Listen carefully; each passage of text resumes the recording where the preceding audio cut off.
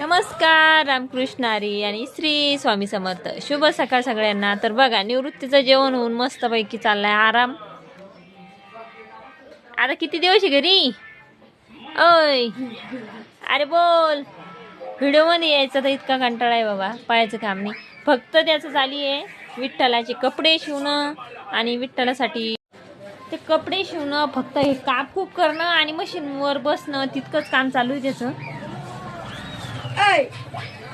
काय ते सारखं सारखं शिवत बसायचं नाही, म्हणून मशीन काम करायचं. त्यात जर दोरा अडकला ना, आणि एकमेव त्यानं कैची खराब करून टाकली. दरवेळेस आली की माझ्या कैचीच वाटी जातो देऊ. त्यानं साखळी कट केली, कारण विठ्ठलाच्या गळ्यात त्याला साखळी घालायची. त्यांनी साखळी कट केली, म्हणजे छोटी करायची होती. तर आता पहा झालं त्याचं काम सुरू. मशीन सुद्धा हाणता येते, छोटे छोटे फ्रॉक सुद्धा शिवता येते. असं काम करतो ना तो की खूपच. कारण घरी आल्याच्या नंतर काही ना काही लेस खराब करणं म्हणा, कैची खराब करणं म्हणा, हे काम त्याच्याकडून चांगलं मस्तपैकी बनतं. आणि घरी नसलं की असं वाटतं आपलं बाळ घरी नाही. बाळ घरी आले की इतका कंटाळा आणून सोडतं ना, त्याला आवडता आवडता नाकी न येते. आता तुम्ही बघा इकडे त्यानं किती ताशिरा पांगून ठेवलाय.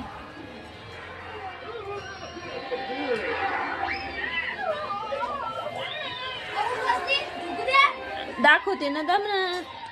आता हे बघा, विठ्ठलाला त्यानं झोपी घातलं आणि मस्तपैकी बघा ही त्याला ही विटू मावली त्यानं. हा पूर्ण गादी उशी पूर्ण शिवलेलं आहे, बघू शकता तुम्ही.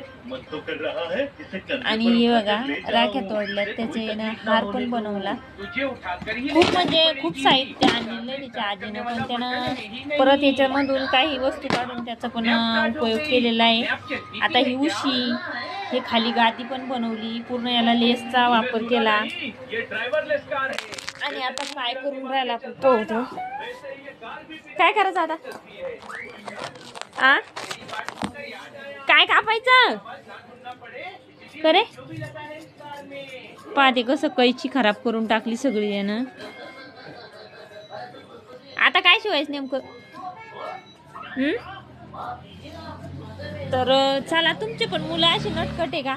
आमचा निवृत्ती घरी आला की असंच करतो. शेंडी कोण कट केली रे? आता परत कटिंग नाही गेली तिकडे गेल्या नाही का? तर चला, अशी तुमची मुलं करत असाल तर आम्हाला पण सांगा कमेंटमध्ये. कारण आमचा नटखट तर काही आता 7वीला गेला, पण त्याला असं कळत नाही की आपण आता 7वीला गेलोय, आपण हे लहान लेकराची चाळी सोडून द्यावं काही काय, पण अजिबात नाही.